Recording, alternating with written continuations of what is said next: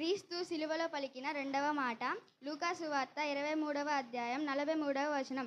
నేడు నీవు నాతో కూడా పరదేశువులో ఉందువని నిశ్చయముగా నీతో చెప్పుచున్నానెను. హల్లెలూయా. దేవుని నామానికి వందనాలు.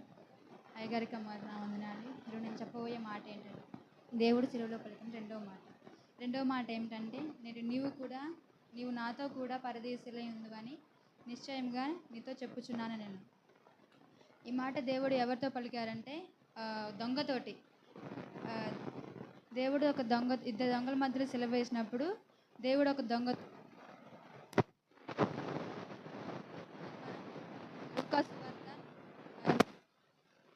చూసుకుందాం. నేడు నీవు నాతో కూడా పరదేశులై ఉందువని నిశ్చయముగా నీతో చెప్పుచున్నాను నేను. అసలు పరదేశి అంటే ఏంటి అర్థం తెలుసా ఎవరికైనా? పరదేశి అంటే ఏంటంటే నీతిమంతుల ఆత్మలు మరణాంతరం నివసించే విశ్రాంతి స్థలం. అంటే ఈ స్థలానికి దేవుడు దొంగని ఎందుకు తీసుకెళ్తా అన్నాడు మనం చూద్దాం. ఇప్పుడు అది లూకా సువార్త 23:39 చూద్దాం ఒకసారి.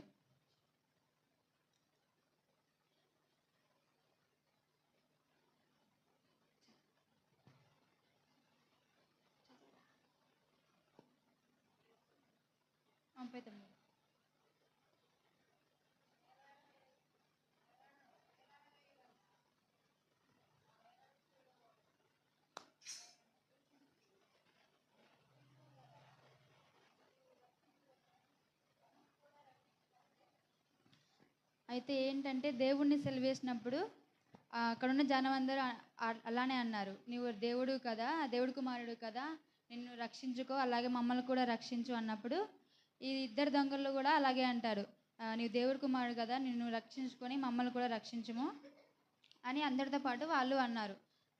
తర్వాత ఏమైందంటే తర్వాత దేవుడు సిలువేసినప్పుడు ఒక దొంగ తన మనసులో ప్రార్థిస్తాడు. ఏమని? తన లూకా సువార్త 24:42 నీవు నీ రాజ్యముతో వచ్చినప్పుడు నన్ను జ్ఞాపకం చేసుకొనుము అని ఆ దొంగ అన్నాను. ఎందుకు అన్నారంటే ఆ దొంగ దేవుణ్ణి వాళ్ళు ఎంత హింసించినా, కొరడాలతో కొట్టి సిలువ వేసినా కూడా దేవుడు చెప్పిన మొదటి మాట ఏంటంటే, తండ్రి వీరేవి చేయుచున్నారో వీరు ఎరుగను కనుక వీరిని క్షమించుడి అని మొదటి మాట చెప్పాడు. ఆ మాట చెప్పినప్పుడు ఆ ఇద్దరు దొంగల్లో ఒక దొంగ ఈ మాటని బాగా ఆలకించి తన మనసులో ఉంచుకున్నాడు. అప్పుడు ఈ మాట చెప్పాడు, నీవు నీ రాజ్యంతో వచ్చినప్పుడు నన్ను జ్ఞాపకం చేసుకొనుము అని ఆ దొంగ మనసులో ప్రార్థన చేసుకోగానే దేవుడు ఎమ్మట్లోనే ఆ దొంగకి తిరిగి ఇలా అన్నాడు. లూకా సువార్త 23:43 అధ్యాయం.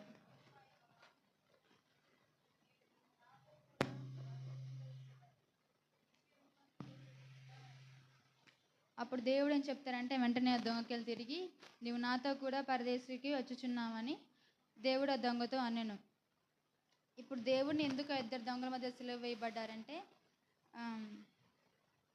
ఇద్దరి మధ్యలో ఎలా అయితే సిలువ వేయబడ్డాడో అలాగే యేసుక్రీస్తు రక్షణ అందరికీ అందుబాటులో ఉంది. ఆ ఇద్దరు దొంగలు ఒక దొంగ మాత్రమే మార్పు చెందాడు కానీ ఇంకో దొంగ మార్పు చెందలేదు. అలాగే చాలామంది దేవుడు రక్షణ పొందేవారు చాలామంది ఉన్నా కూడా ఎవరు రక్షణ పొందట్లేదు. కాబట్టి ఆ దొంగలో ఒక దొంగ అక్కడికక్కడే మారు మనసు పొంగి విశ్వాసంతో దేవుడితో ప్రార్థన చేశాడు. కాబట్టి దేవుడు వెంటనే ఆ దొంగకి సమాధానం ఇచ్చాడు. ఈ రెండో మాటలో మనం తెలుసుకోవాల్సింది ఏంటంటే విశ్వాసంతో ప్రార్థన చేయాలి, దేవుడి కొరకు విశ్వాసంగా బతకాలి. కాబట్టి ఈ మాట దేవుడు దీవించుగాక.